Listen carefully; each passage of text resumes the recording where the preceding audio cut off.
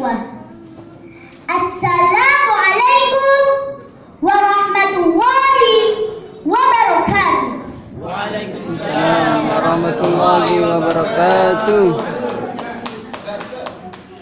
الحمد لله الذي أمرنا ببر الوالدين، والصلاة والسلام على رسول الله محمد ابن عبد الله وعلى آله وأصحابه الذين جاهدوا لإعلاء كلمات الله. أما بعد، فيا أيها الإخوة الأحباء، في هذه المناسبة الثمينة وفي هذه الفرصة الغالية، هيا بنا نشكر الله تعالى على نعمه المتكاملة. ومن عظيم نعمه أن جعلنا الله من أمة سيد المرسلين.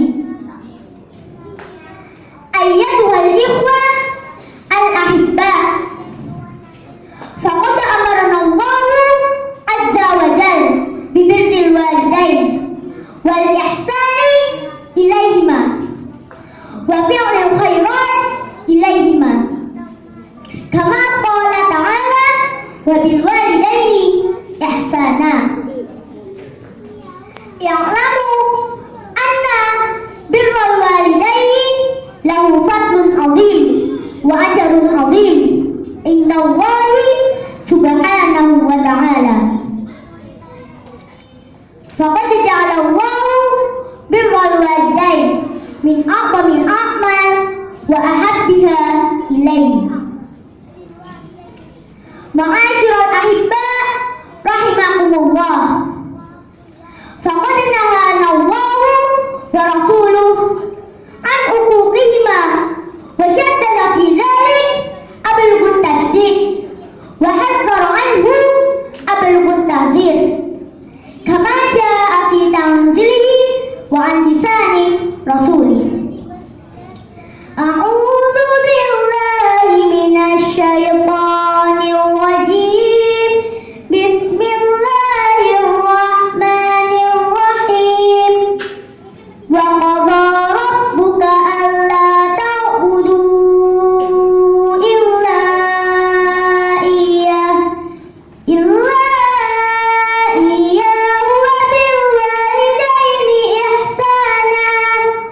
إما يبلغن عندك الكبر أحدهما أو كلاهما فلا تقل لهما أف ولا تنهرهما وقل لهما قولا كريما، واخفض لهما جناح الذل من الرحمة وقل رب ارحمهما كما ربياني صغيرا. وقال عز من قائل: ووصينا الإنسان بوالديه حملته أمه وهنا على وهن وفصاله في عامين أن اشكر لي ولوالديك إلي المصير.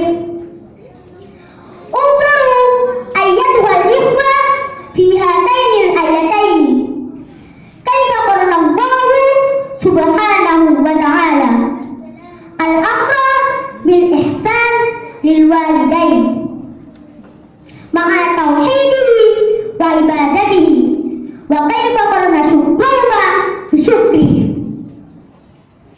اعلموا أن بر الوالدين أضعاف من بر الوالد كما ورد في الحديث، ولعل السبب في ذلك ما تقاسيه الوالدة من تعب الحمل ومشقة الوضع ومؤونة الرضاعة ومزيد الحنانة والشفقة. معاشر الإخوة الأعزاء، فالمسلم الصالح يبر الوالدين في حياتهما وبعد موتهما